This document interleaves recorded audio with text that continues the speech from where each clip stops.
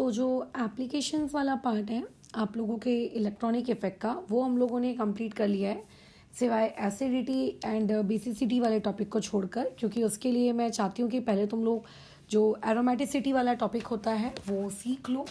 ठीक है, जब तुम्हें एरोमेटिसिटी पता चल जाएगी कि एरोमेटिक कंपाउंड्स क्या होते हैं क्या नहीं होते हैं, तब ज़्यादा बेहतर रहेगा उस टॉपिक पे हाथ डालना। कैसा है, जब एसिडिटी बेसिसिटी पढ़ते हो, मैं जानती हूँ कि उसमें एरोमेटिसिटी का बहुत बड़ा रोल तो प्ले नहीं होता है, बट कुछ क्वेश्चंस ऐसे हो सकते हैं जहाँ पर मे बी आप लोगों को कंपाउंड एरोमेटिक नेचर को रिलेटेड कुछ आ जाए। तो इसीलिए पहले पूरी जीओसी का जो एक सबसे बड़ा ग्लिच है अभी तक फ़िलहाल हम लोगों के लिए, वो है आपका एरोमेटिसिटी। उसको हम लोग ख़त्म कर लेते हैं। ठीक है, जैसे ही एरोमेटिसिटी ख़त्म हो जाएगी फिर उसके बाद हम लोग एसिडिटी बेसिसिटी का जो ऑर्डर है वो वाली चीज़ पढ़ लेंगे। फिर उसके बाद जो छोटे छोटे छुटपुट टॉपिक बचते हैं, फॉर एग्जांपल ऑर्थो इफेक्ट बच जाता है, राइट। अच्छा, लेवलिंग इफेक्ट बढ़ जाता है। वैसे लेवलिंग इफेक्ट मैंने आई थिंक आयनिक इक्विलिब्रियम में भी पढ़ाया था, स्टिल हम उसको एक बार रिपीट कर लेंगे। सॉल्वेंट इफेक्ट बच जाएगा, राइट। अच्छा, और उसके बाद आप लोगों के जो क्या नाम है इनका, फ्री रेडिकल नहीं, not free radicals, reaction intermediate जो होते हैं, उन रिएक्शन इंटरमीडिएट्स की अरेंजमेंट हम लोगों के पास बच जाएगी। वो अरेंजमेंट हम लोग फिर डिस्कस कर लेंगे। ठीक है, कि किस तरीके से कौन सा रिएक्शन इंटरमीडिएट हमारी डे टू डे लाइफ में काम करता है। तो आज की क्लास और कल की 2 क्लासेस एरोमेटिसिटी वगैरह को समर्पित करते हैं, क्योंकि हमें एरोमेटिसिटी पे कोई बुक नहीं लिखनी है, हमें सिर्फ कौन सा कंपाउंड एरोमेटिक है कौन सा नहीं है, बस उतना बेसिक जानना है, राइट। कल की क्लास उसको मान लेते हैं पूरी की पूरी। और उसके बाद तीसरी क्लास हम लोगों की एसिडिटी, तीसरी और चौथी क्लास एसिडिटी बेसिसिटी में जानी है, बहुत लंबा टॉपिक है बिकॉज वो। और 5वीं क्लास हम लोगों के छुटपुट टॉपिक, और उसके बाद आखिरी 6-7 क्लास मतलब 1 वीक, और उसके बाद GOC 1 हम लोगों की ख़त्म हो जाएगी। ठीक है, उसके बाद हम लोग जो नेक्स्ट पार्ट स्टार्ट करेंगे that would be reaction mechanism, that would be GOC 2। ठीक है, कह सकते हो, बट रिएक्शन मैकेनिज्म करके हेडिंग डालेंगे तो ज़्यादा बेहतर रहेगा। काफ़ी लंबा पार्ट है, ठीक है, काफ़ी लंबा, लेकिन अगर किसी को रिएक्शन मैकेनिज्म आता है तो आगे की ऑर्गेनिक केमिस्ट्री के लिए उसकी ज़िंदगी बहुत ही आसान हो जाएगी। चलो शुरू करते हैं फिर। तो अभी आज हम लोगों को जो टॉपिक पढ़ना है दैट इज स्टेरिक हिंड्रेंस। ठीक है, ये पहले तो कुछ मिथ स्टेरिक हिंड्रेंस से रिलेटेड मैं तुम्हें बता दूँ। जब मैंने स्टेरिक हिंड्रेंस पढ़ा था उस वक्त मुझे ऐसा लगा था कि स्टेरिक हिंड्रेंस टॉपिक में हम लोगों को मॉलिक्यूल्स के बारे में सारी जानकारी होनी चाहिए। फॉर एग्जांपल, मुझे पता होना चाहिए कि कौन कौन से मॉलिक्यूल स्टेरिक हिंड्रेंस क्रिएट करते हैं। तो फर्स्ट ऑफ ऑल हमें, तुम्हें, या फिर मान लेते हैं कोई बहुत ही ज़्यादा एक्सपीरियंस प्रोफेसर्स होते हैं, ठीक है, जो एक्चुअल में graduation, post graduation, PhD level वगैरह पे लेट से होते हैं, या फिर मैं ये भी नहीं कह रही कि कोई हमारे एज का इस लेवल पे नहीं होता, जो भी होगा, आपको स्टेरिक हिंड्रेंस कौन से ग्रुप क्रिएट करेंगे ये एग्जैक्ट आइडिया नहीं होता है। ठीक है, जैसे फॉर एग्जांपल इतने सारे मॉलिक्यूल्स या इतने सारे कंपाउंड्स हमारे पास है, या ऑर्गेनिक केमिस्ट्री में उनको लैब में सिंथेसाइज किया जा सकता है, तो आप हर कंपाउंड में प्रिडिक्ट नहीं कर सकते कि वहाँ पे रेजोनेंस हो रही होगी कि वहाँ पे रेजोनेंस नहीं हो रही होगी, मतलब स्टेरिक हिंड्रेंस की वजह से। तो कुछ डेटास कलेक्ट किए जाते हैं obviously through various spectroscopies, various technologies, और उसके बाद उनका जब रिजल्ट आता है, तो जब वो रिजल्ट उनके ओरिजिनल रिजल्ट से मैच नहीं करता, तब हमारा दिमाग चलता है कि अरे यार ये ओरिजिनल रिजल्ट से मैच क्यों नहीं कर रहा है, क्योंकि अगर ऐसा होता तो ऐसा ऐसा आना चाहिए था, बट ऐसा तो नहीं आ रहा है। ऐसा क्यों नहीं आ रहा है, रीज़न समझाइए आप हमको, ऐसा क्यों नहीं आ रहा। तो फिर हम सोचते हैं कि ज़रूर वहाँ पे कोई ना कोई ऐसी चीज़ ऑपरेट हो रही होगी जो इसकी वजह से ये रिजल्ट में आपको वेरिएशन देखने को मिला है। फिर बाद में हम लोग ऑर्गेनिक केमिस्ट्री में उसको कोई थ्योरी का नाम देते हैं और फिर हम बोलते हैं कि ये एक नया टॉपिक हम लोगों ने इंट्रोड्यूस कर लिया है हमारे सिलेबस में। ठीक है, तो ऑर्गेनिक केमिस्ट्री में क्या होता है, पहले आप लोगों का पूरा आपके पास डेटा होता है, उस डेटा को देखकर हम लोग उसके अकॉर्डिंग एक्सप्लेनेशन हम लोग क्या करते हैं, निकालते हैं। यहाँ पे ऐसा नहीं होता फिजिक्स वगैरह के जैसे कि पहले एक्सप्लेनेशन निकाला जाता है और उससे रिलेटेड बाद में फिर उसकी कोई एप्लीकेशन पार्ट आता है। यहाँ पे पहले ही आपके पास कोई ना कोई ऐसी चीज़ आ जाती है जो आप कह सकते हो एक तरीके से एप्लीकेशन पार्ट है, और बाद में वो एप्लीकेशन पार्ट कैसे आया, क्यों आया, उसकी पूरी कहानी का गठन हम लोग तैयार करते हैं। अब वैसा ही स्टेरिक हिंड्रेंस है। स्टेरिक हिंड्रेंस में आपको कुछ पॉइंट्स के बारे में बहुत ही इंपॉर्टेंट बातचीत याद रखनी है कि ये जो स्टेरिक हिंड्रेंस वाला टॉपिक है ये एक्सपीरियंस से आ सकता है कि जब जब आप ऑर्गेनिक केमिस्ट्री पढ़ोगे, जब जब ऑर्गेनिक केमिस्ट्री पढ़ते वक्त आपको ऐसा लगेगा कि हाँ ये वाला टॉपिक देखो इस क्वेश्चन में इसको स्टेरिक हिंड्रेंस के अंतर्गत डाला गया था, आप अपनी मेमोरी में उस टॉपिक को स्टोर करोगे तो जाके बाद में क्या होगा, आप लोगों को याद रहेगा कि अच्छा यहाँ पे स्टेरिक हिंड्रेंस हो रही थी और यहाँ वाले टॉपिक को हमने किसके थ्रू एक्सप्लेन किया, स्टेरिक हिंड्रेंस के थ्रू एक्सप्लेन किया। बट अगर तुम ऐसा सोचोगे कि कोई जड़ी बूटी होनी चाहिए जिससे तुम ये आइडेंटिफाई कर सको एक नज़र में क्या रे तो स्टेरिक हिंड्रेंस वाला है तो अलग अलग, ऐसा नहीं हो सकता। आपको जो इलस्ट्रेशंस बताए जाएंगे आपको उन्हीं इलस्ट्रेशंस को याद रखना है। अगर उन्हीं में से पेपर में आया और थोड़ा बहुत बेसिक कॉमन सेंस तो आप कह सकते हो कि हाँ यहाँ पे स्टेरिक हिंड्रेंस हो रहा है। अदरवाइज स्टेरिक हिंड्रेंस वाले टॉपिक को पहचानने के लिए या फिर स्टेरिक हिंड्रेंस कौन से मॉलिक्यूल में हो रहा है नहीं हो रहा है इसे पहचानने के लिए कोई ऐसा हार्ड एंड फास्ट रूल नहीं है, ठीक है। अच्छा, इसमें बस मैं मात्र एक ही पहले नोट लिखवा के दूंगी, उस नोट पे हम लोग बाद में बात करते हैं। बट स्टेरिक हिंड्रेंस ये जो टॉपिक है इस टॉपिक से रिलेटेड टोटल आप लोग 3 टॉपिक या कह सकते हो 3 सब टॉपिक्स आप पढ़ते हो, ठीक है। सबसे पहला सब टॉपिक जो पढ़ा जाएगा that would be ortho effect, जिसको हम लोग एसिडिटी और बेसिसिटी खत्म होने के बाद पढ़ेंगे। उसके बाद एक इफेक्ट होता है SIP इफेक्ट और एक होता है SIR इफेक्ट। SIP इफेक्ट तुम लोगों के सिलेबस में अलग से हेडिंग देकर नहीं दिया गया है।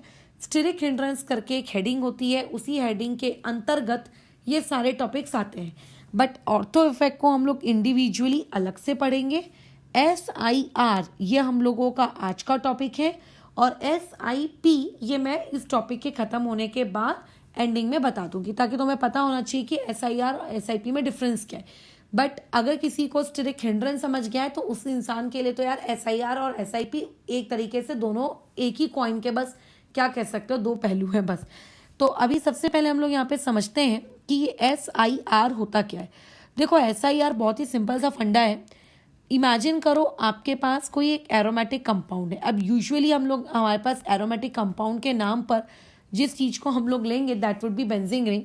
इस एरोमेटिक कंपाउंड के साथ हमने जिस चीज़ को अटैच किया है दैट इज़ अ ग्रुप। वहाँ पे हमने क्या कर दिया, एक ग्रुप अटैच किया है। मान लेते हैं ये ग्रुप G है। अगर मैं पॉइंट्स बनाऊँ तो ये जो ग्रुप G है ये ग्रुप G क्या कर रहा है, शो कर रहा है या एग्जिबिट कर रहा है। क्या एग्जिबिट कर रहा है, ये रेजोनेंस एग्जिबिट कर रहा है। किसके साथ एग्जिबिट कर रहा है ये रेजोनेंस, विथ आपकी रिंग, ठीक है। ऐसे अब तो रेजोनेंस में तुम लोगों की स्पेशलाइजेशन हो गई है ना। तो ये रिंग के साथ क्या कर रहा है, रेजोनेंस शो कर रहा है। अब मैंने क्या किया, मैंने इस ग्रुप G के बाजू की जो पोजीशंस हैं उन पोजीशंस को हम लोग क्या कहते हैं, ऑर्थो पोजीशंस, बराबर। इन्हें क्या कहते हैं हम लोग, ऑर्थो पोजीशन। ये जो येलो कलर के डॉट से मैंने ये जो पोजीशंस मार्क की हैं उस ग्रुप के आजू बाजू इन पोजीशंस को क्या कहा जाता है, आप लोगों की ऑर्थो पोजीशंस कहा जाता है ना। ये आपकी कौन है, ये आप लोगों की ऑर्थो पोजीशंस है।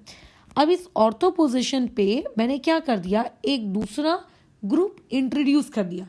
हो सकता है मैं दोनों ऑर्थो पोजीशंस पे इंट्रोड्यूस करूँ, हो सकता है कि कहीं एक ऑर्थो पोजीशन पे इंट्रोड्यूस करूँ, बट यहाँ पे मैंने एक दूसरा ग्रुप इंट्रोड्यूस कर दिया X। अब ये ग्रुप X क्या कर रहा है, इसके कैरेक्टरिस्टिक्स क्या हैं, इसकी स्पेशलिटी क्या है। ये जो ग्रुप X है इसका नेचर है कि भैया मैं बल्कि हूँ। ये ग्रुप X का नेचर क्या है कि मैं क्या हूँ, मैं बल्कि हूँ। ये ग्रुप X कैसा है, बल्कि है। अगर ये ग्रुप X बल्कि है तो होगा क्या, देखो ये ग्रुप X के बल्कि होने की वजह से यहाँ पे इस X का जो इलेक्ट्रॉन क्लाउड है, जो इस X का इलेक्ट्रॉन क्लाउड है वो दूर दूर तक फैला होगा। बल्कि का मतलब X ग्रुप का साइज बड़ा है। अगर X ग्रुप का साइज बड़ा है तो उस X ग्रुप का जो इलेक्ट्रॉन क्लाउड है उसके ऊपर ऑब्वियसली या तो पाई इलेक्ट्रॉन्स होंगे या तो लोन पेयर्स होंगे, जो भी होंगे, उसका इलेक्ट्रॉन क्लाउड दूर तक फैला हुआ रहेगा। सिमिलरली आपका जो ग्रुप G है वो ग्रुप G जो है ठीक है, उसका भी इलेक्ट्रॉन क्लाउड लेट से फैला हुआ है। अब होने क्या लगेगा, इन दोनों इलेक्ट्रॉन क्लाउड्स के बीच में यहाँ पे क्या क्रिएट होने लगेगी, रिपल्शन क्रिएट होने लगेगा। यहाँ पे इन दोनों इलेक्ट्रॉन क्लाउड्स के बीच में क्या क्रिएट होने लगेगा, रिपल्शन। अब रिपल्शन सिस्टम को क्या करता है, अनस्टेबल बनाता है। हर सिस्टम या हर मॉलिक्यूल चाहता है कि मुझे स्टेबिलिटी मिले, तो उसकी पूरी कोशिश रहेगी कि मैं रिपल्शन को मिनिमाइज कर सकूं। ठीक है, क्या हुआ, ऑर्थो पोजीशन पे हमने क्या अटैच किया, आप लोगों का एक बल्की ग्रुप अटैच किया। ये आप लोगों का सबसे पहला पॉइंट कि यहाँ पे आपने क्या किया, एक बल्की ग्रुप यहाँ पे क्या कर दिया है, अटैच कर दिया है। ये बल्की ग्रुप का क्या हो रहा है, इस बल्की ग्रुप का जो इलेक्ट्रॉन क्लाउड है वो इंटरफेयर कर रहा है, किसके साथ इंटरफेयर कर रहा है, इलेक्ट्रॉन क्लाउड के साथ। किसके इलेक्ट्रॉन क्लाउड के साथ, ऑफ ग्रुप जी। ठीक है, इंटरफेयर करने का मतलब होता है कि वहां पे बेसिकली क्या क्रिएट हो रहा है, आप लोगों का रिपल्शन क्रिएट हो रहा है।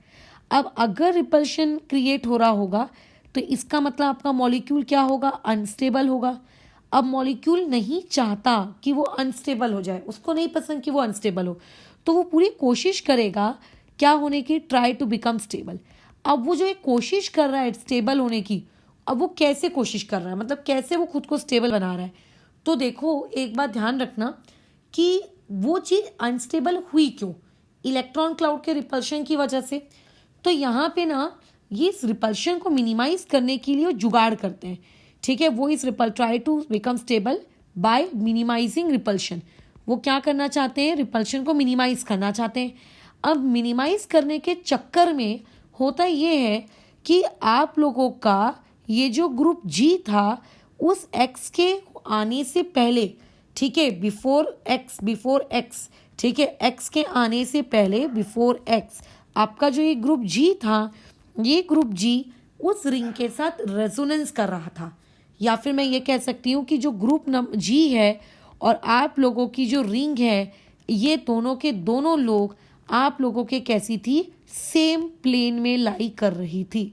ये दोनों की दोनों चीजें क्या कर रहे थे, सेम प्लेन में लाई कर रहे थे। सेम प्लेन का मतलब फॉर एग्जाम्पल अभी तुम्हारी जो कॉपी है, जिस कॉपी पे तुम नोट्स लिख रहे हो, ठीक है, उसमें बहुत सारी लाइंस बनी हुई हैं, सारी लाइंस एक ही प्लेन में है, तो जो तुम वर्ड्स लिखोगे वो सारे वर्ड्स एक ही प्लेन में आएंगे।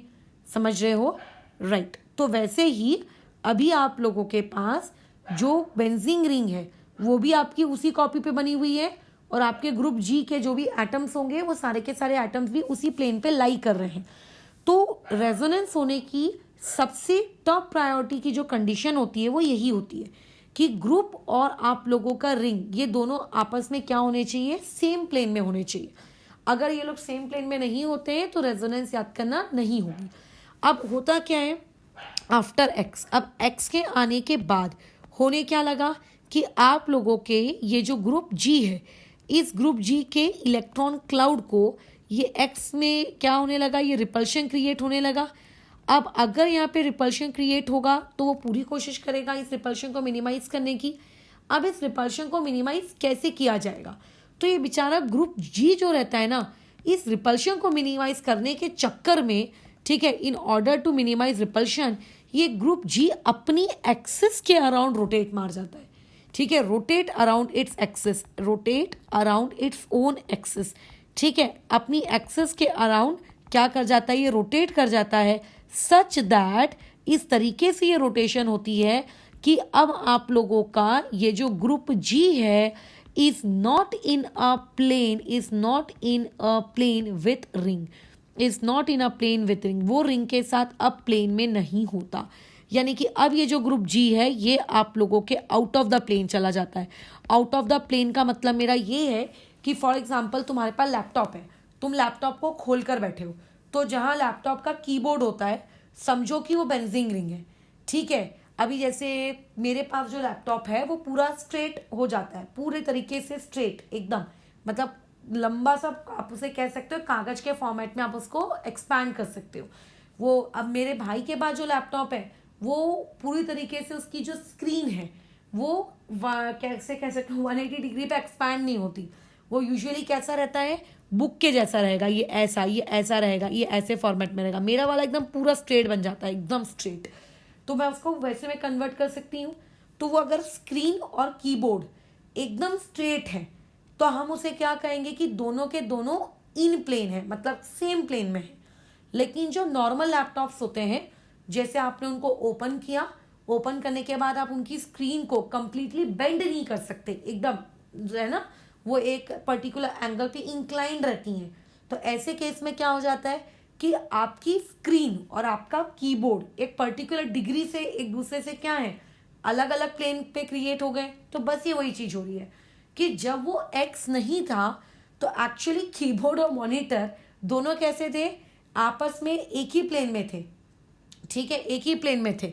ठीक है, एक ही प्लेन में थे। जैसे कि ये मान लेते हैं आपका एक हाथ है और ये मान लेते हैं आप लोगों का लेट से दूसरा हाथ है, ये दोनों एक दूसरे के इन प्लेन में है, एक ही प्लेन में है। ठीक है, यहाँ पे आपकी रिंग है और यहाँ पे आप लोगों का वो ग्रुप जी है। लेकिन एक्स के आ जाने के बाद होता क्या है कि आपका जो रिंग है वो तो अपने उसी प्लेन में रहता है, लेकिन ग्रुप जी अब उस प्लेन को छोड़कर किसी दूसरे प्लेन में चला जाता है। नाउ अब आपकी रिंग उसी प्लेन में रह जाती है, लेकिन ग्रुप नंबर जी जो है वो दूसरे प्लेन में पहुंच जाता है। समझ रहे हो, ये वाला ऐसा होता है। अब दोनों सेम प्लेन पे नहीं होते। इससे फायदा क्या हुआ, मतलब कुछ ना कुछ अगर ऐसा हो रहा है तो इससे आप लोगों को फायदा क्या है, एडवांटेज क्या है। सबसे पहला एडवांटेज ये कि आप लोगों का वो जो ग्रुप जी है उसने अपनी प्लेन चेंज कर ली। प्लेन चेंज करने की वजह से अब जो ग्रुप एक्स के इलेक्ट्रॉन के जो क्लाउड थे अब वो इंटरफेयर नहीं कर पा रहे हैं किसके साथ, आप लोगों के उस जी के साथ।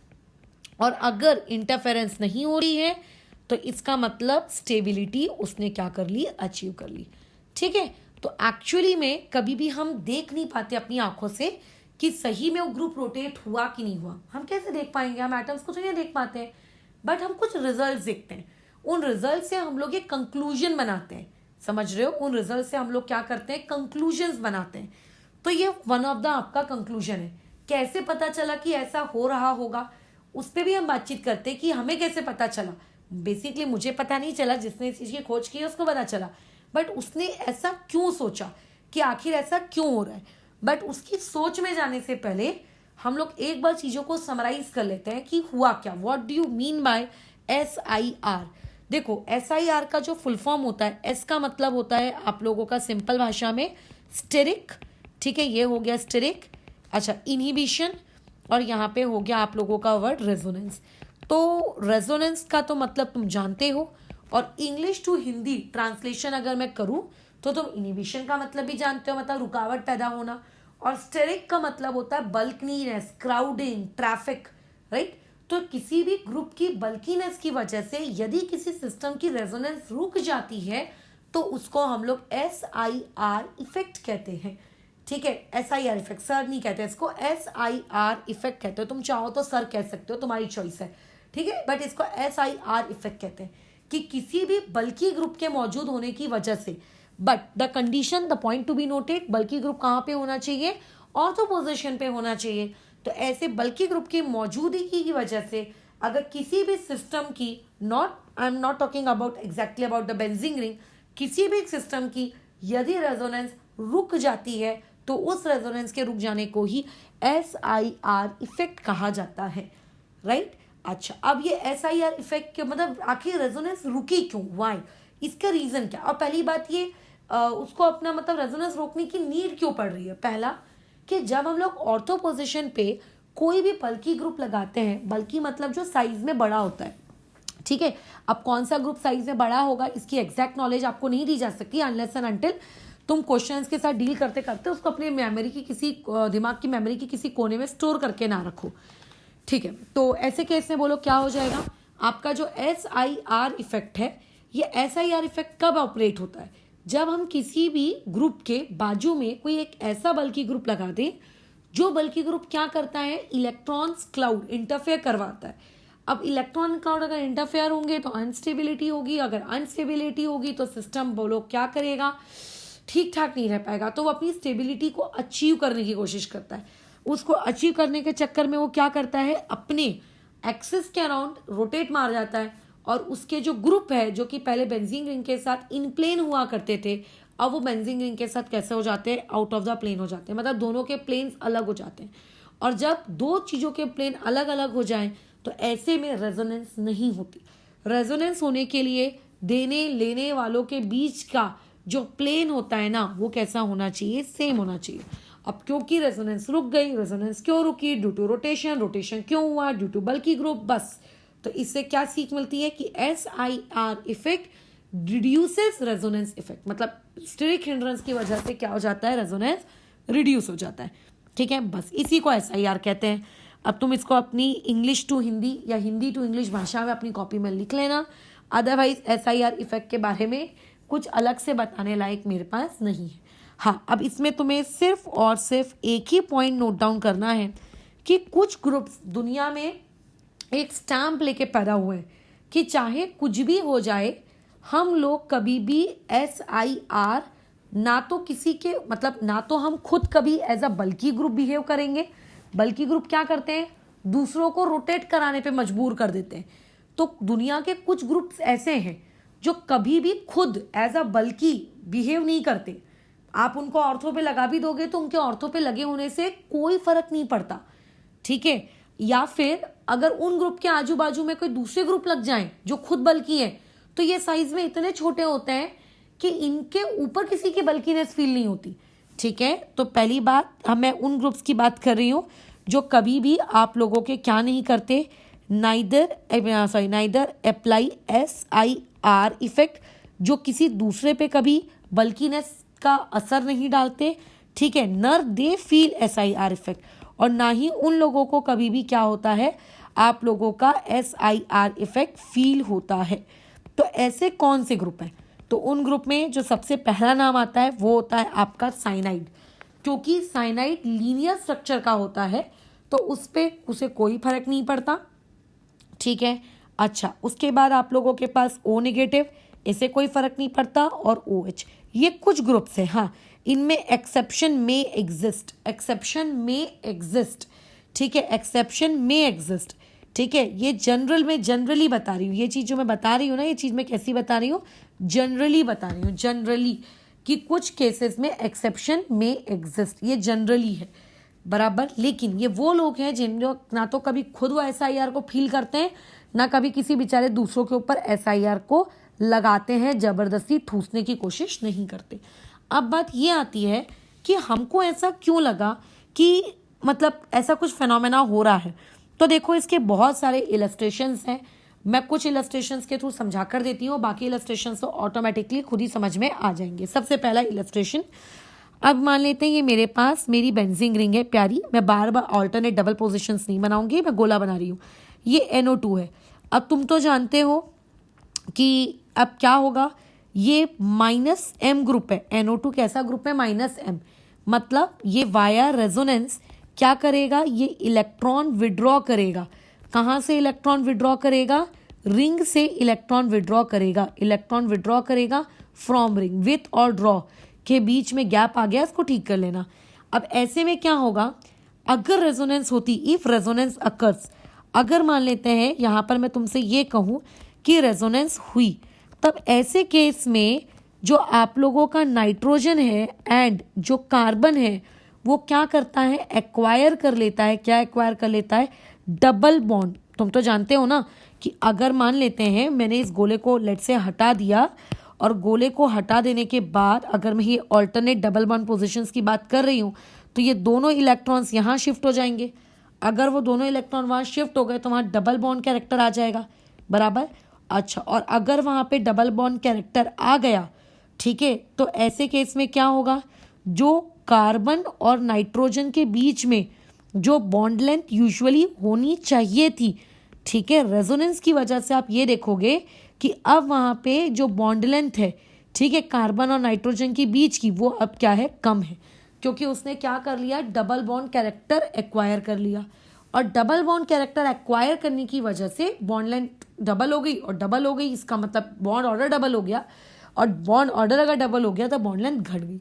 ऐसा होता है कि जब भी नाइट्रोबेंजीन की बात की जाए तो नाइट्रोबेंजीन में रेजोनेंस होती है, और क्योंकि नाइट्रोबेंजीन में रेजोनेंस होती है इस वजह से वहाँ पे कार्बन नाइट्रोजन का जो बॉन्ड लेंथ है वो जो नॉर्मल आना चाहिए कार्बन सिंगल बॉन्ड नाइट्रोजन का जो आना चाहिए वो ना आके उससे थोड़ा कम आता है, ठीक है, उससे क्या आता है कम। बट हम लोगों ने ये देखा कि अब मैं दूसरे मॉलिक्यूल की बात करती हूँ।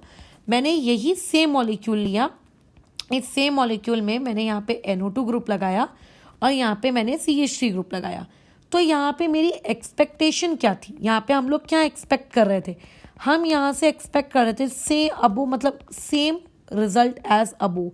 जो ऊपर मैंने जिस रिजल्ट के बारे में बात की वही सेम रिजल्ट मैं नीचे भी एक्सपेक्ट कर रही थी कि यहाँ पर भी आप लोगों के कार्बन और नाइट्रोजन के बीच में डबल बॉन्ड कैरेक्टर आ जाना चाहिए, जिसकी वजह से डबल बॉन्ड आपकी क्रिएट होगी, जिसकी वजह से कार्बन और नाइट्रोजन का जो बॉन्ड लेंथ है जितना एक्सपेक्टेड होना चाहिए उससे भी क्या हो जाएगा कम।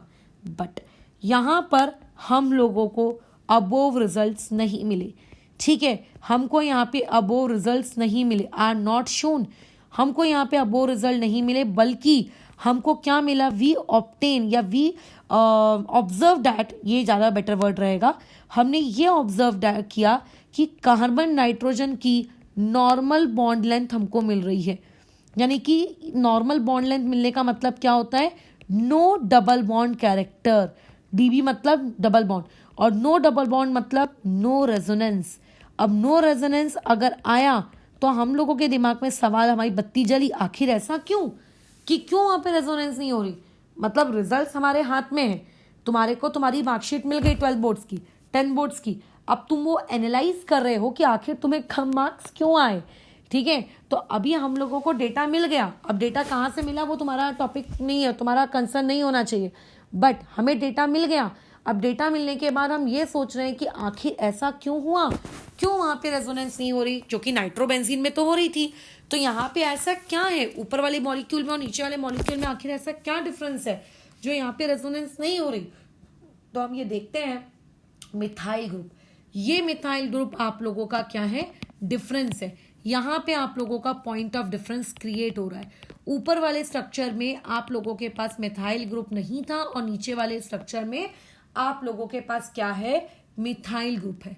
फिर हमने कुछ ऐसे भी मॉलिक्यूल लिए कि मिथाइल ग्रुप को ऑर्थो पोजीशन पे लेकर अगर ये रिजल्ट आ रहा है तो for the sake of curiosity हमने ये चेक किया कि अगर मिथाइल ग्रुप को पैरा पोजीशन पे या फिर मेटा पोजीशन पे रख दिया जाए तो क्या हम लोगों को यही सेम रिजल्ट मिलता है।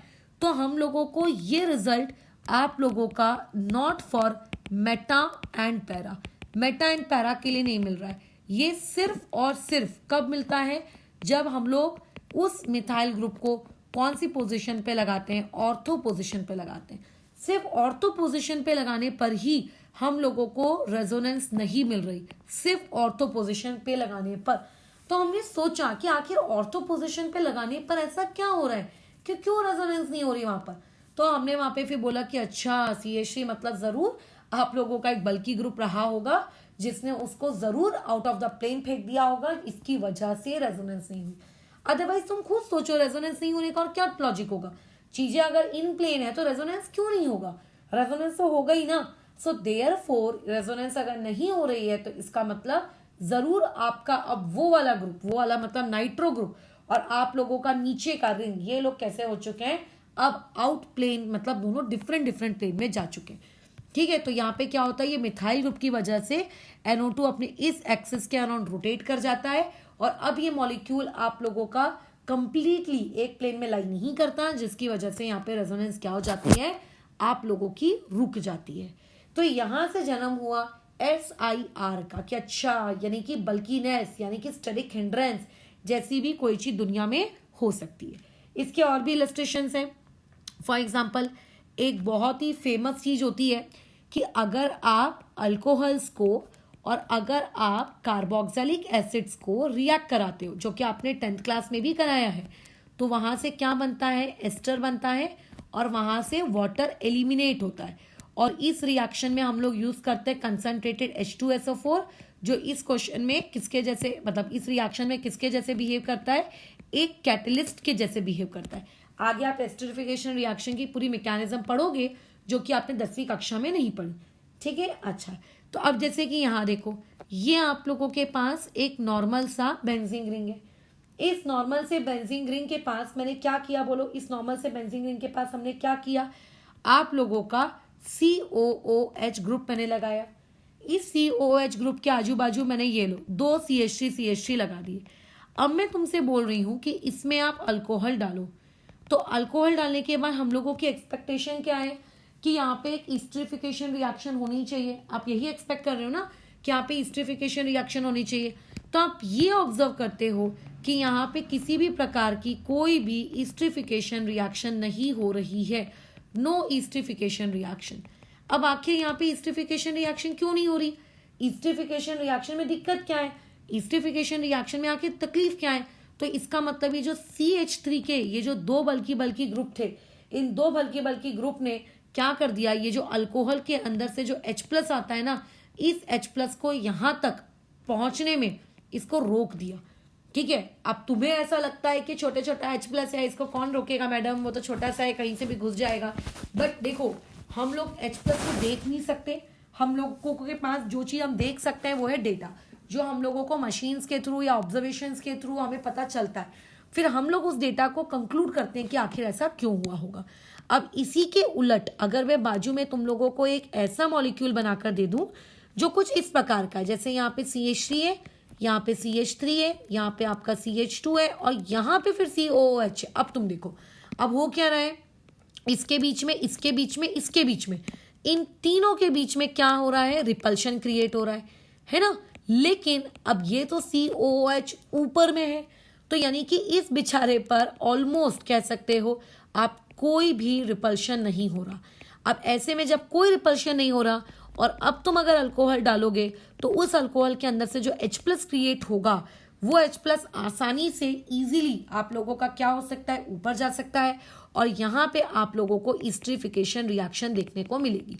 तो मतलब यूजुअली इसे कहने का मेरा ये तात्पर्य है कि जब भी हम लोगों को बल्कि ग्रुप देखने को मिलते हैं, तो बल्कि ग्रुप अगर ऑर्थो पोजीशन पे देखने को मिल जाए, तो बल्कि ग्रुप ऑर्थो पोजीशन पे रहते हैं, तो उनके रहने से क्या होता है, उनके रहने से सिर्फ इतना होता है कि वो जो बल्कि ग्रुप है वो रेजोनेंस को मतलब कम कर देते हैं, कम कह दो यानी कि बंद कर देते हैं, रेजोनेंस को मना कर देते हैं कि रेजोनेंस नहीं होगी। ये पहला इफेक्ट होता है SIR का। दूसरा इफेक्ट SIR जो शो करती है वो क्या होता है कि जो केमिकल रिएक्शन इजीली हो सकती थी बट स्टेरिक हिंड्रेंस की वजह से वो केमिकल रिएक्शन अब इजीली नहीं हो रही है।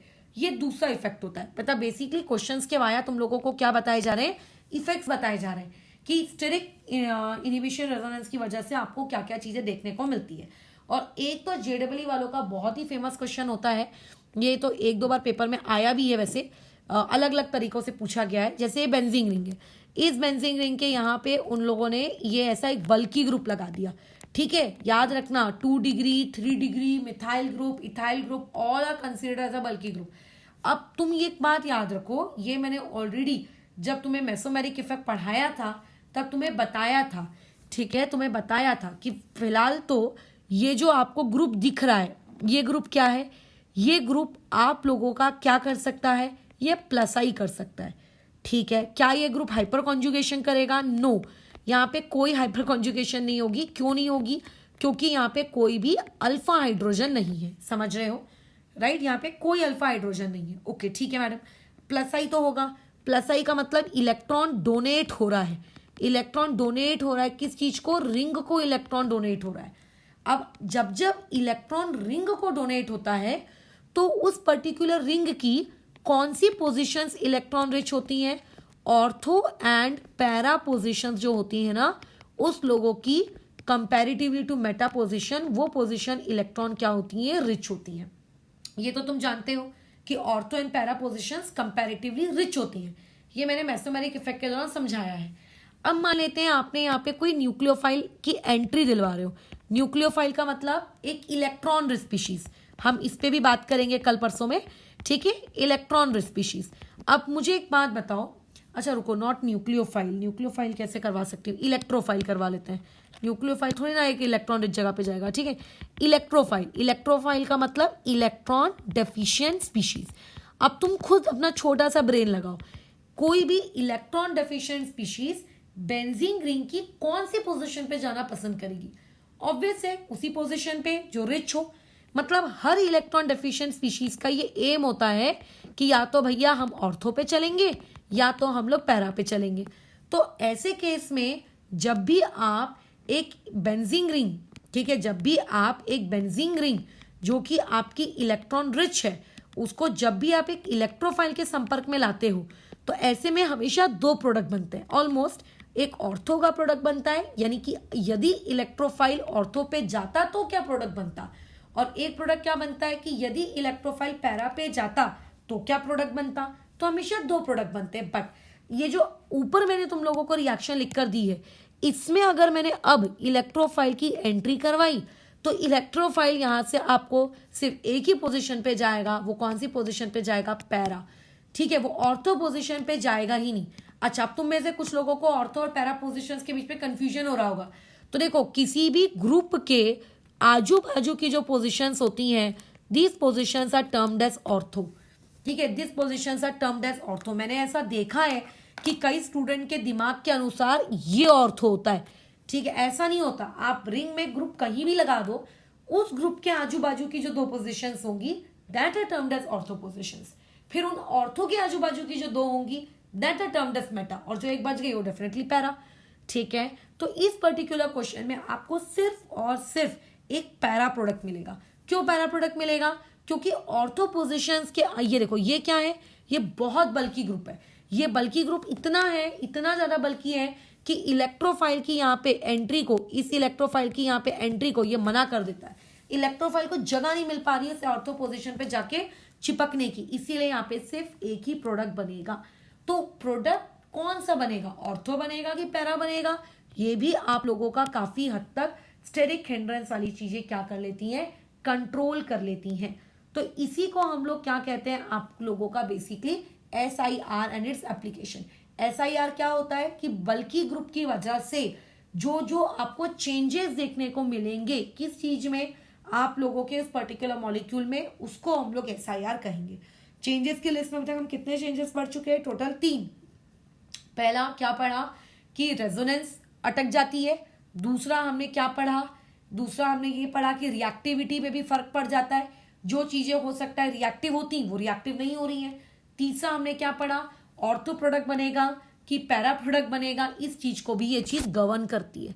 चौथा एक और होता है जो कि वेरी इंपॉर्टेंट है और जो मैं इस वीडियो में कवर नहीं करूंगी, उसको हम लोग अलग से ऑर्थो इफेक्ट के नाम से पढ़ेंगे एसिडिटी बेसिसिटी टॉपिक के दौरान। वो ये होता है कि आप लोगों की जो ये स्टेरिक हिंड्रेंस है, ये स्टेरिक हिंड्रेंस अगर ऑर्थो पोजिशन पे रही तो ये क्या करता है, एसिडिटी को या फिर बेसिसिटी को इफेक्ट करता है।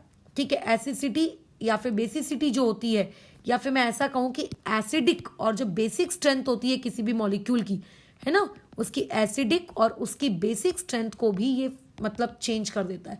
हो सकता है कि जो चीज ज्यादा अच्छे से एसिडिक हो सकती थी, मे बी वो SIR की वजह से एसिडिक नहीं हो पा रही है, या फिर जो पहले ज्यादा एसिडिक नहीं थी अब वो हो सकता है ज्यादा एसिडिक हो गई हो।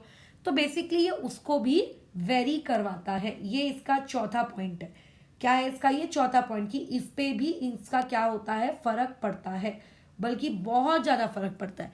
इसको कुछ एग्जांपल्स के थ्रू मैं समझा देती हूँ अगेन, लेकिन हम लोग इसको अलग से जब ऑर्थो इफेक्ट पढ़ेंगे ना, उस ऑर्थो इफेक्ट के अंतर्गत इसको वापस से भी पढ़ेंगे। लेकिन इस फैक्टर को समझाने से पहले मैं एक 5वां फैक्टर समझाती हूँ।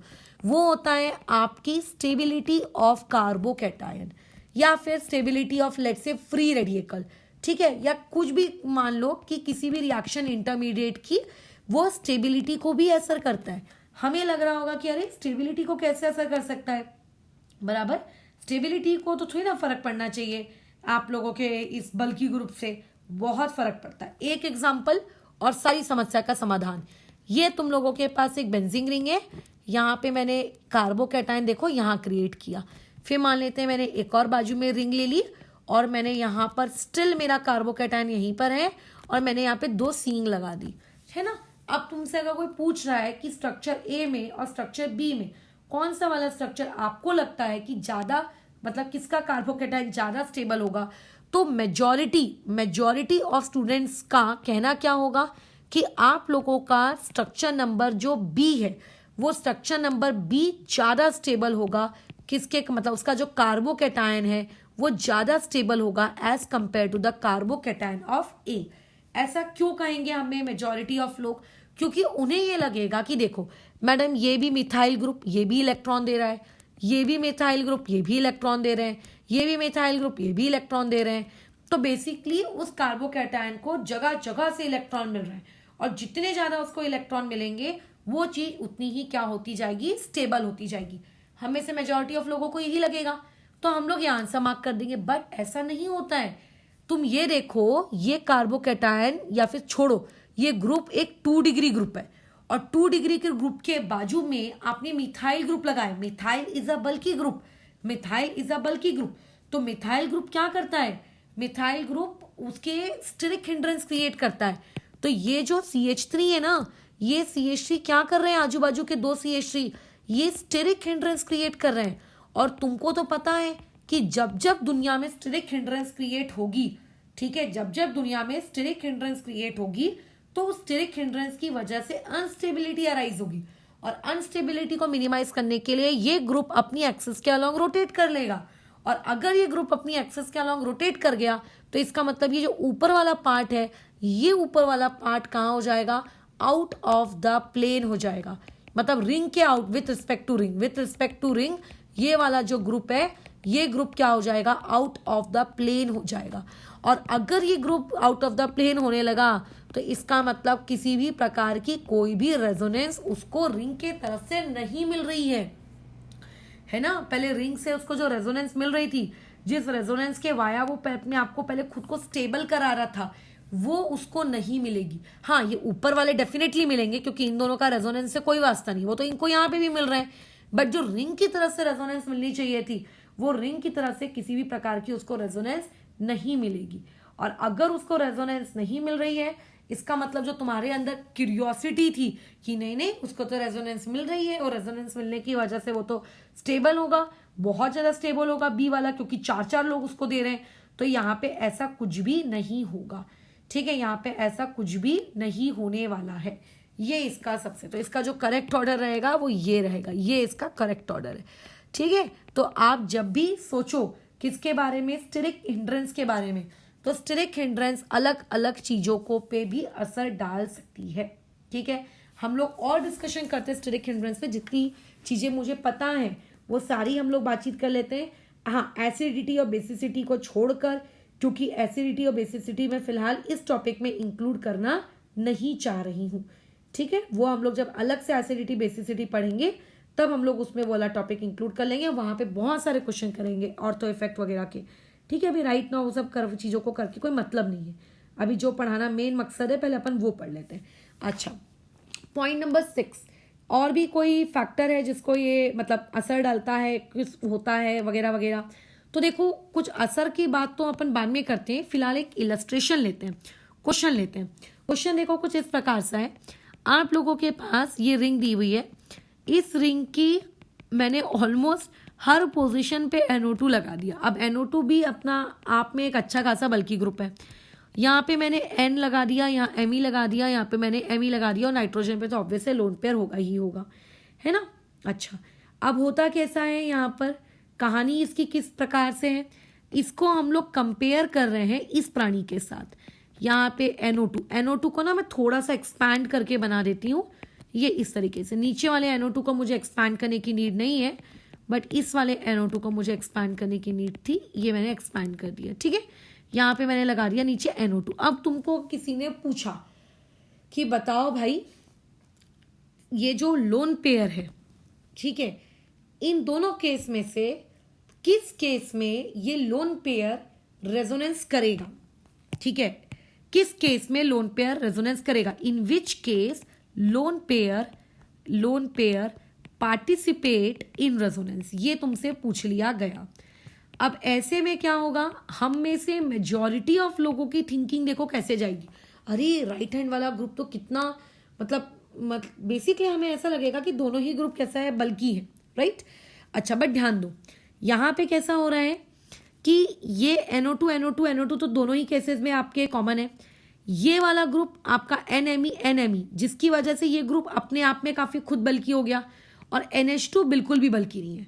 तो बेसिकली मैं ये कह सकती हूं कि यहां पे इस तरफ में आपको स्टीरिक हिंड्रेंस यानी कि SI मिल रही है, और आप ये कह सकते हो कि यहां पे आपको किसी भी प्रकार का स्टीरिक हिंड्रेंस आपको फील नहीं हो रहा है। ठीक है, तो ऐसे में क्या होगा, जब यहां पे स्टीरिक हिंड्रेंस उसको फील होगी तो स्टीरिक हिंड्रेंस से बचने के लिए वो क्या करेगा, इस एक्सिस के अराउंड वो क्या कर लेगा, खुद को रोटेट करवा लेगा। और अगर ये रोटेट करा गया तो ये पूरा का पूरा ग्रुप क्या हो जाएगा, आउट ऑफ प्लेन हो जाएगा। अगर ये ग्रुप आउट ऑफ प्लेन हो गया तो क्या वो लोन पेयर नीचे की रिंग के साथ रेजोनेंस करने आ सकता है, नहीं आ सकता। यानी कि इस वाले केस में आप लोगों को कोई भी रेजोनेंस नहीं दिखेगा। समझ रहे हो? अच्छा, अब बाजू वाला जो केस है, क्या उसमें रेजोनेंस होगी? हाँ, वहां पे रेजोनेंस होगी, लेकिन वहां पे रेजोनेंस के अलावा भी बहुत कुछ होगा। वहां पे बहुत एक इंपॉर्टेंट चीज होने वाली है, वो ये कि यहाँ पे इस ऑक्सीजन और इस हाइड्रोजन के बीच में हाइड्रोजन बॉन्डिंग हो जाएगी। अभी तुम आगे पढ़ोगे, ऑर्थो नाइट्रोफिनॉल जो होता है ना, वो इस अपने मॉलिक्यूल के अंदर ऑर्थो पोजिशंस के अराउंड क्या कर लेता है, हाइड्रोजन बॉन्डिंग क्रिएट कर लेता है। इस साल मेंस का जो फरवरी में पेपर हुआ था ना, ब्रह्मा ने जो दिया उसको इस बार क्वेश्चन आया था, असर्शन रीजनिंग के फॉर्मेट में आया था कि ऑर्थो नाइट्रोफिनॉल जो होता है वो ज़्यादा क्या कहते हैं उसको, विस्कस होता है, और एक ये आया था कि उसका बॉइलिंग पॉइंट, मेल्टिंग पॉइंट ज़्यादा होगा कम होगा। हम लोग आगे इसको डिस्कस करेंगे जब हम लोग ये एसिडिटी बेसिसिटी पढ़ेंगे, उस वक्त मैं सारी चीज़ें बताऊंगी। बट याद रखना, सब कुछ सिलेबस से ही आता है, बट उस पॉइंट तक याद रहना चाहिए, वो बहुत ज़रूरी। उसका गलत हो गया था, उसको बाद में अफसोस हुआ इस चीज़ का, लेकिन कोई मतलब नहीं ना, अगर आपको उस समय याद नहीं आया तो पढ़ के भी क्या मतलब। ठीक है, कोई आपसे ये नहीं चाहता कि आप रिसर्च करो। ठीक है, रिसर्चर नहीं बनना है, नॉलेज गेन नहीं करनी है, उसके याद रखना, डेटा याद करके कौन सी मशीन इस्तेमाल हुई, किसने मशीन को डिस्कवर किया, मशीन में कौन सा केमिकल यूज होता है, NMR स्पेक्ट्रोस्कोपी कैसे रीड की जाती है, ये सब आपका टॉपिक नहीं है। अगर आपको इतनी डिटेल केमिस्ट्री पढ़नी है तो आप ग्रेजुएशन पोस्ट ग्रेजुएशन कर लेना, है ना, केमिस्ट्री केमिकल इंजीनियरिंग करना, या इंडस्ट जो भी हो, जिस भी फील्ड में जाना हो केमिस्ट्री की उसमें जाना। बट अभी आपका वो टॉपिक का कंसर्न नहीं है। आपका ये है कि आपके सामने कुछ सेट ऑफ सवाल दिए गए, उन सेट ऑफ सवाल के साथ आपको बस डील करना है और कुछ नहीं करना है। ठीक है, बचपन में कभी ये तो ना पढ़ते थे तुम लोग कि अच्छा, इवन तुमने अभी तक भी नहीं पढ़ा A+B=B+C, इसका प्रूफ पढ़े हो क्या आज तक? तुमने बचपन में कैसे सिखाया गया है, मम्मी पापा या स्कूल टीचर, ट्यूशन टीचर के द्वारा, कि देखो A की वैल्यू 1 लो, B की वैल्यू 2 लो, आप LHS=RHS करके देख लो। बट नहीं, रियलिटी में अलजेब्रा जो होता है ना मैथमेटिक्स का, वो इस चीज़ को प्रूफ करता है। A+B=B+C मैंने किया है ग्रेजुएशन में, बहुत ही चिड़ंतु वाला टॉपिक था, सबसे बोरियत टॉपिक था सारे सेमेस्टर्स में से हमारा। ठीक है, बहुत ही बेकार। ये अलजेब्रा मुझे कभी पसंद नहीं आई, क्योंकि उसमें ऐसा लगता था कि अपन से रटे जा रहे हैं कि अच्छा ऐसे ऐसे ऐसे ऐसे। तो हर चीज़ के प्रूफ्स होते हैं, बट वो अभी आपके काम के नहीं है। चलो, तो यहाँ पे देखो, इस तरीके से यहाँ पे रेजोनेंस हो रही है और बाजू वाले इसमें रेजोनेंस नहीं हो रही। ठीक है, कल को यहाँ से क्वेश्चन भी पूछा जा सकता है, लेट्स से किसका मेल्टिंग पॉइंट ज़्यादा होगा, तो आप बोल सकते हो कि कंपैरेटिवली इसका मेल्टिंग पॉइंट या फिर लेट्स से जो भी बॉइलिंग पॉइंट कम होगा कंपेयर टू बाजू वाले के। क्यों? क्योंकि बाजू वाले के इसमें हाइड्रोजन बॉन्डिंग हो गई है, एक एक्स्ट्रा बॉन्डिंग हो गई है वहाँ पर, और अगर एक्स्ट्रा बॉन्डिंग हो गई है, ठीक है, इसके अलावा रेजोनेंस भी हो गई है, और अगर रेजोनेंस हो गई है मतलब ये वाली चीज़ ने डबल बॉन्ड एक्वायर कर लिया होगा, और इसके पास तो सिर्फ और सिर्फ क्या होगा, सिंगल बॉन्ड होगा। और स्ट्रेंथ के मामले में आप लोगों का डबल बॉन्ड क्या होता है, ज़्यादा ताकतवर होता है। तो राइट हैंड साइड में आपको डबल बॉन्ड भी तोड़ना है, आपको हाइड्रोजन बॉन्डिंग भी तोड़नी है। सो इसीलिए उसका मेल्टिंग पॉइंट या बॉइलिंग पॉइंट कंपैरेटिवली क्या होगा, ज़्यादा होगा। ठीक है, तो जब भी तुम्हें ऐसे बल्की ग्रुप दिखे तो याद रखना रोटेशन यानी कि नो रेजोनेंस, ये थोड़ा सा तुम्हें अपने दिमाग में चीज़ों को स्टोर करके रखना है। ठीक है, एक और इलस्ट्रेशन लेते हैं, जैसे इलस्ट्रेशन नहीं, उसको पॉइंट नंबर 6 में डालते हैं। क्या कोई और भी ऐसा है जो स्टीरिक हिंड्रेंस की वजह से किसी फैक्टर पे असर पड़ता है? ऐसे तो तुम हजारों फैक्टर बना सकते हो, मैं ये आखिरी बना के रोकूंगी, वो रहेगा dipole moment. Exactly, dipole moment पे भी आपके स्टीरिक हिंड्रेंस का फर्क पड़ता है। तुम तो जानते हो कि डाइपोल मोमेंट क्या होता है, charge multiply by distance. Charge जितना ज़्यादा होगा यानी कि पोलैरिटी जितनी ज़्यादा क्रिएट होगी उतना डाइपोल मोमेंट ज़्यादा होगा। जितना ज़्यादा वो एक दूसरे से सेपरेटेड रहेंगे चार्जेस, उतना डिस्टेंस ज़्यादा होगा। डिस्टेंस ज़्यादा होने की वजह से ऑब्वियस है कि डाइपोल मोमेंट भी ज़्यादा होगा। अब तुम्हारे पास मान लेते हैं ये एक पर्टिकुलर ग्रुप है, ये यहाँ पे और ये बाजू में मैंने एक और मॉलिक्यूल दे के रखा है, यहाँ पे कुछ इस तरीके के ग्रुप लगे हुए हैं, ये यहाँ पे नाइट्रोजन लोन पेयर, ये इधर इधर, और यहाँ पे आप लोगों का NO2। अच्छा, NO2 यहाँ लगाना मैं भूल गई। अब NO2 के बारे में अभी तक पढ़ते पढ़ते इतनी तो जानकारी तुम्हें क्रिएट हो गई होगी कि ये -M वाला है, मतलब ये लोन पेयर, मतलब इलेक्ट्रॉन खींचता है। और ये जो ऊपर में नाइट्रोजन है, ये बेचारा कैसा है, अपना इलेक्ट्रॉन डोनर है। तो डायपोल मूवमेंट में जो अपन एरो बनाते थे वो कैसा बनाते हैं, पॉजिटिव से निगेटिव, तो ये एरो का डायरेक्शन होगा, समझ रहे हो। अच्छा, वैसे ही सेम यही चीज बाजू में भी होती, इलेक्ट्रॉन डोनेट होते, और हम ये उम्मीद कर रहे थे कि बाजू में भी इसी तरीके का डायरेक्शन होना चाहिए था, ये हमारी एक्सपेक्टेशन थी। लेकिन तुम्हें तो दिख रहा है कि इसके आजू बाजू में आपने मैडम ये बल्की ग्रुप लगा दिया। ये देखो, ये बल्की ग्रुप, ये बल्की ग्रुप क्या करवाएंगे, ये बल्की ग्रुप इसको रोटेट करवा देंगे। और अगर इसको रोटेट कर दिया और अगर ये आउट ऑफ द प्लेन चला गया तो इसका मतलब यहाँ पे कोई भी रेजोनेंस नहीं हो रही। और अगर यहाँ पे रेजोनेंस नहीं हो रही तो इसका मतलब ये जो इलेक्ट्रॉन आ रहे थे नीचे रिंग के पास, मतलब NO2 इलेक्ट्रॉन खींच रहा था, तो किसी ना किसी से तो खींचना होगा, ऑब्वियसली ऊपर वाले से खींचना होगा। तो अब जो इलेक्ट्रॉन नीचे की तरफ आ रहे थे वो नहीं आ पाएंगे, इलेक्ट्रॉन विल वोंट कम। और अगर इलेक्ट्रॉन नहीं आएंगे तो तुम खुद सोचो कि क्या पोलैरिटी क्रिएट होगी। और अगर पोलैरिटी क्रिएट नहीं होगी तो dipole movement comparatively right hand side वाली क्वांटिटी का कम हो जाएगा, किसके कंपेयर में, लेफ्ट हैंड। जीरो नहीं होगा, मैं ये नहीं कह रही जीरो होगा, क्यों, बाकी ग्रुप्स की वजह से कुछ ना कुछ तो क्रिएट होगा ना डायपोल मूवमेंट, बट उस पर्टिकुलर केस की वजह से वहां पे कोई भी डायपोल मूवमेंट क्रिएट नहीं होगा। तो ये जो स्टेरिक हिंड्रेंस होती है ये आपके डायपोल मूवमेंट पर भी एक अच्छा खासा असर डालती है।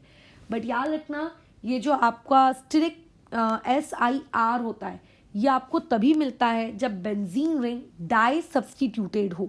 डाई सब्सटीट्यूटेड, वो भी ऑर्थो पोजिशन पे डाई सब्सटीट्यूटेड होनी चाहिए, ठीक है, याद रखना, ठीक है, एकदम अच्छे से ध्यान रखना। ये बहुत बहुत बहुत बहुत इंपॉर्टेंट चीज़ें हैं जो तुम्हें पता होनी चाहिए, ठीक है। जैसे जैसे तुम्हें अलग अलग चैप्टर्स में स्टेरिक हिंड्रेंस वाले सवाल आते जाएंगे, मिलते जाएंगे, तुम उनको अपने ब्रेन में स्टोर करते जाना, ठीक है। एक दो इलस्ट्रेशन बता देती हूँ, जैसे कि इसको आप कह सकते हो वेरी इंपॉर्टेंट टॉपिक है ये आपका। फॉर एग्जाम्पल, ये आप लोगों की रिंग है, यहाँ ऊपर में OH है, यहाँ पे Me है, Me देखते बराबर बल्की ग्रुप, NO2 देखते बराबर बल्की ग्रुप, मतलब नीचे की तरफ क्या हो रही है, स्टेरिक हिंड्रेंस हो रही है। इतना तो समझ गए। अच्छा, अब मैंने ना इसका उल्टा कर दिया, लो ये मैंने इसको ऐसे कर दिया। अब तुम्हें Me क्या दिख रहा है, बल्कि ग्रुप तो दिख रहा है ना, हाँ दिख रहा है। लेकिन अगर कोई तुमसे पूछेगा कि क्या यहाँ पे स्टेरिक हिंड्रेंस हो रही है राइट हैंड साइड में, तो मैंने क्लास की स्टार्टिंग में ही बताया है कि आपके पास कुछ ऐसे ग्रुप होते हैं जो स्टेरिक हिंड्रेंस नहीं करते हैं। देखो कौन है वो, आपका OH है, NO2 है, सॉरी NH2 है, O नेगेटिव है और साइनाइड है। तो इसका मतलब अगर यहाँ पे बल्कि ग्रुप Me मौजूद भी है तो Me देखो, इस Me का इलेक्ट्रॉन क्लाउड इस Me के इलेक्ट्रॉन क्लाउड के बीच में यहाँ पर नो रिपल्शन, क्योंकि वो दोनों एक दूसरे से दूर है, यहाँ पे तो नो रिपल्शन। क्या इन दोनों के बीच में कोई रिपल्शन होगी, यहाँ पे भी नो रिपल्शन, क्योंकि OH इतना छोटू है कि वहां पे उसके Me का इलेक्ट्रॉन क्लाउड उस OH के इलेक्ट्रॉन क्लाउड से इंटरफेरेंस ही नहीं करता। तो एक स्टूडेंट को लग सकता है कि राइट में भी स्टेरिक हिंड्रेंस है, लेफ्ट में भी स्टेरिक हिंड्रेंस है, बट नहीं, रियलिटी में राइट हैंड साइड में किसी भी प्रकार का कोई भी स्टेरिक हिंड्रेंस नहीं होता, कभी नहीं होता। और राइट हैंड साइड में नहीं हो रहा है, इट डजंट मीन्स कि लेफ्ट में नहीं होगा। Me ग्रुप बल्कि है और NO2 भी बल्कि है, तो यहाँ पे इन दोनों के बीच में आपको रिपल्शन मिलेगा, इन दोनों के बीच में रिपल्शन मिलेगा, इसका मतलब यहाँ पे स्टेरिक हिंड्रेंस हो रहा है, ठीक है। अब क्योंकि यहाँ पे स्टेरिक हिंड्रेंस हो रहा है, इस वजह से यहाँ पे रेजोनेंस फेनोमेना नहीं होगा और यहाँ पे रेजोनेंस होगी, समझ गए। तो पेपर में क्वेश्चन आ सकता था कि इन विच ऑफ, मतलब किसी भी फॉर्मेट में आ सकता था। यूजुअली पेपर में जो क्वेश्चन पूछा जाता वो इस तरीके से पूछा जाता है, एसिडिटी और बेसिसिटी के टर्म में, विच इज मोर एसिडिक, इन दोनों में से कौन ज्यादा एसिडिक है, ये पूछा जाता है, ठीक है, ये उन लोगों का मेन रहता है, ये पूछना कि कौन ज़्यादा एसिडिक है, आप हम लोगों को ये समझा कर दो। तो ऐसे केस में ये वाली चीज़ आपकी लेस एसिडिक है। मैंने ऊपर बताया तुमको कि एसिडिटी मतलब एसिडिक स्ट्रेंथ और बेसिक स्ट्रेंथ पर भी आप लोगों का क्या पड़ता है, असर पड़ता है, बताया था, राइट। तो कैसे पड़ता है वो हम लोग एसिडिटी बेसिसिटी में सीख लेंगे, बट कम हो जाती है, याद रखना, बल्कि ग्रुप के होने की वजह से। ये आपका एक पॉइंट है, ठीक है। अच्छा, और उसके अलावा एक और आखिरी टॉपिक है, उसको यहाँ पे अपन लोग इंक्लूड कर लेते हैं पॉइंट नंबर 7 बनाकर, और फिर इस वीडियो को अभी यहाँ पर रोकते हैं। देखो, पॉइंट नंबर 7 ज़्यादातर मैं तब बताती हूँ जब हम लोग अल्डिहाइड कीटोन्स वाला चैप्टर पढ़ते हैं। अभी बता के कोई एज सच सेंस नहीं बैठता, बट स्टिल बता दिया जाए तो बेटर होता है, उससे थोड़ा बहुत तुम लोगों को आइडिया मिल जाता है। आपके पास एक अल्डिहाइड है और एक कीटोन्स है, आपको ये बताना है कि कौन ज़्यादा reactive, which one is more reactive, ठीक है, which one is more reactive toward, ठीक है, मोर रिएक्टिव टूवर्ड, ठीक है, टूवर्ड किस चीज़ के, toward nucleophilic addition reaction. Aldehydes and ketones nucleophilic addition reaction करते हैं, ठीक है। न्यूक्लियोफिलिक क्या, एडिशन क्या, जैसे जब आप 10th में थे आपने पढ़ा था ना डिस्प्लेसमेंट, डबल डिस्प्लेसमेंट, वैसे ही आपको अभी 12th में भी 4 प्रकार की रिएक्शंस पढ़नी है। तो ये अल्डिहाइड और कीटोन में कौन ज़्यादा रिएक्टिव है, तो ये होते हैं, वैसे तो मैं लिख देती हूँ, अल्डिहाइड ज़्यादा रिएक्टिव होते हैं एज कम्पेयर टू कीटोन्स। अब इसका रीज़न समझते हैं कि आखिर क्यों अल्डिहाइड्स ज़्यादा रिएक्टिव होते हैं as compare to ketones. Simple सी चीज़ है कि देखो, आप लोगों का जो अल्डिहाइड होता है, C डबल बॉन्ड हो, इस तरफ एक हाइड्रोजन होता है और इस तरफ एक R होता है, और जो कीटोन होता है वहाँ पे C डबल बॉन्ड हो, दोनों तरफ R होते हैं। तो जब कोई न्यूक्लियोफाइल को अप्रोच करना होता है, न्यूक्लियोफाइल को अटैक करना रहता है इस कार्बन पे, हाँ, न्यूक्लियोफाइल कहाँ पे अटैक करने आ रहा है, इस कार्बन पे अटैक करने आ रहा है। क्यों उस कार्बन पे अटैक करने आ रहा है वो हम लोग आगे जब सेकेंड GOC2 स्टार्ट करेंगे तब बात करेंगे। तो ये न्यूक्लियोफाइल आ रहा है, आ रहा है, आ रहा है, आ रहा है, आ रहा है। अब ये जितना आसान लग रहा है ना न्यूक्लियोफाइल का आना, अभी जब न्यूक्लियोफाइल अप्रोच करता है उस कार्बन को, तो तुम ये देखो, कार्बन के राइट हैंड साइड एक हाइड्रोजन है, छोटू सा हाइड्रोजन है यार, क्या स्पेस ऑक्यूपाई करेगा, कोई स्पेस ऑक्यूपाई नहीं करेगा।